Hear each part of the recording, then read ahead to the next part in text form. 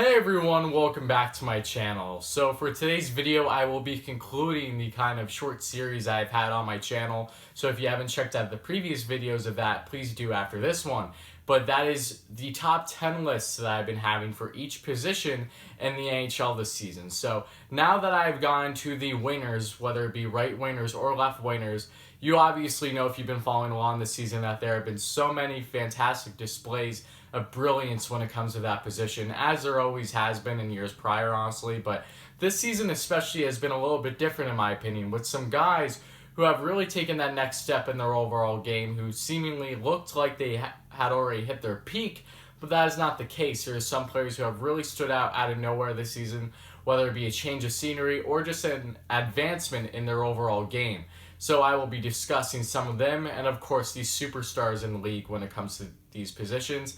And I will be focusing more heavily on the obvious offensive stats, whether they be goals, assists, points, and in the games played that they do them, because that dictates, of course, their point per game average. So starting off this list at number 10, I have Steven Stamkos. Stamkos was one that just cracked the list for me. I was debating between him and Mitch Marner, but I went with Stammer because he has 66 points, and while that is one less than Marner with 67, Stammer has done it in 57 games versus Marner's 59, and Stamkos has 29 goals, 37 assists, versus Marner having 16 goals and 51 assists, I believe. And the difference there that really stood out for me when it comes to Stamkos is I personally feel that with the slightly less games played, that he has just edged over Marner, but I can easily accept either one. Honestly, if someone would debate me on it, I am a big fan of both of them, truly, but Stamkos just cracks this list for me. He's been arguably one of the best offensive players in all of the NHL since he first came in the league. I remember just back almost a decade ago now, which is crazy, when he had his 60-goal season. If the Tampa Bay Lightning want to go anywhere this season, or just in general with Stammer on the team, he needs to make sure he's a crucial part of their success come playoff time, not just as their leader, as their obvious captain, but as arguably one of their best players alongside Nikita Kucherov. So with that being said, at number 9 on my list now, I have JT Miller. Miller is one of those players who I just discussed as kind of one that seemingly looked like they hit their peak, but that clearly isn't the case. Miller in a new change of scenery, and I've talked about him in previous videos, just how fantastic he has been for the Vancouver Canucks this season, looking like him having a different type of situation with Vancouver, being in a higher role, top 6 role, being along their top offensive lines, really getting to focus more on his all-around game versus being more limited like when he was with the Tampa Bay Lightning, as they were such a stacked roster, and they still are. But Miller has really stepped up for Vancouver this season and is the sole reason why they have a very strong chance of making playoffs, assuming this season resumes at some point.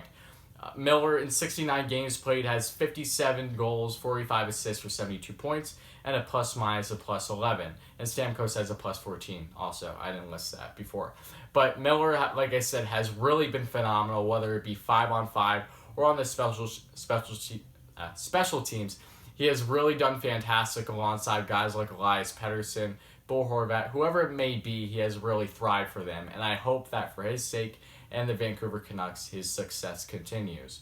Next, at number 8 on my list, I have Kyle Connor. Kyle Connor is an unbelievably underrated player also, who really deserves more attention. I think he just isn't getting it because he plays for the Winnipeg Jets.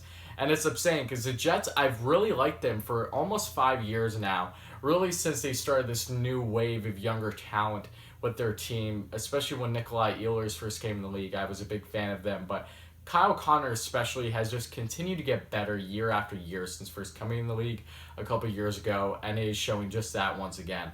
Connor has really been the leader on the offensive front for the Jets this season, with 38 goals, 35 assists for 73 points in only 71 games, with a plus-minus of plus 4. Assuming that the season resumes and the Jets are in playoffs, expect Kyle Connor to be a crucial part into their success. Next now, at number 7, this one may surprise you given the point production, I have Alexander Ovechkin. Ovechkin, while he doesn't have as many points as some of the other guys I just listed, I think his goal scoring speaks for itself, because the difference between Ovechkin being higher and some of the others is he has 48 goals on the season. We know what Alexander Ovechkin is capable of, especially at his age. It is truly remarkable how consistent he has been throughout his career. In my mind, he will go down as the best natural goal scorer in all of the NHL. And while some may say, oh, he just plants himself in that left dot on the power play or 5-on-5, that may be true, but no one catches up to him. His style of play has really not changed much since he first came in the league. And it just shows how lethal of a shot he is, how strong he is on the puck, and just how much he keeps defensemen and goaltenders guessing when you know exactly what is going to happen. Ovechkin, like I said, in my mind, is the best natural goal scorer in the NHL and will go down as such. But this season, especially in 68 games played, he has 48 goals and 19 assists for 67 points for a plus-minus of -12. So while those stats aren't as good, he is more of a one-dimensional player. You're not expecting him to be great in his own zone. That is expected, though, of Alexander Ovechkin. And for all those reasons, the goal scoring especially, I view goals as a more significant stat than, say, assists, because while you're still contributing to goals, those assists may be secondary assists, which can be, in my mind, more watered down of a stat versus goals, because you can't beat putting the puck in the net yourself, right? So with that being said, at number 6 now on this list, I have Jonathan Huberdeau. Huberdeau, another unbelievably underrated forward, in my mind, one of the best two-way wingers in all of the NHL too. He's fantastic in his own zone and does not get enough appreciation, all because he plays for the Florida Panthers. Huberdeau, fantastic player, like I just said. This season especially, in 69 games played, has 23 goals, 55 assists for 78 points and a plus-minus of +5. Huberdeau, while I really feel he is deserving of more attention, I just don't see how he's unfortunately going to get it as long as he stays with the Florida Panthers. And it's unfortunate, because I do like the Florida Panthers roster a lot. They need some help defensively, of course, and that goaltending needs to get figured out. It seemed like it would have going into the season, but obviously that has not been the case. But with all those things being said, Huberdeau is a fantastic player who deserves more attention going forward. Next on my list, at number 5, I have Brad Marchand. Now, some may say, why do you have Marchand at 5? You know that he is one of the highest scoring players, winners especially in all the NHL. While that may be true, what kind of makes that a little bit of a deceiving stat, if you will, is the fact that he is playing on the best offensive line in all of the NHL.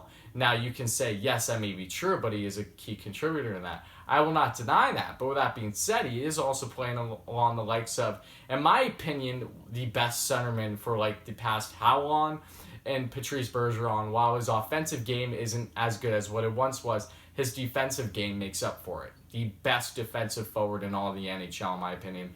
And then, of course, you have David Pastrnak, who looks like the most complete and by far, shouldn't say by far, but arguably the best goal scorer in the NHL this season.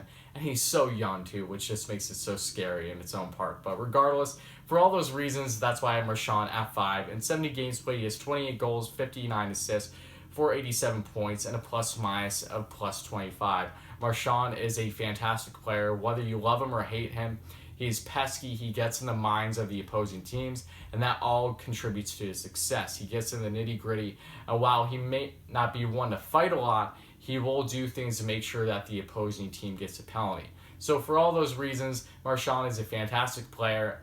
If it weren't for the guys I have above him, he would definitely be higher on this list. Which leads me to number 4 on this list. I have Nikita Kucherov.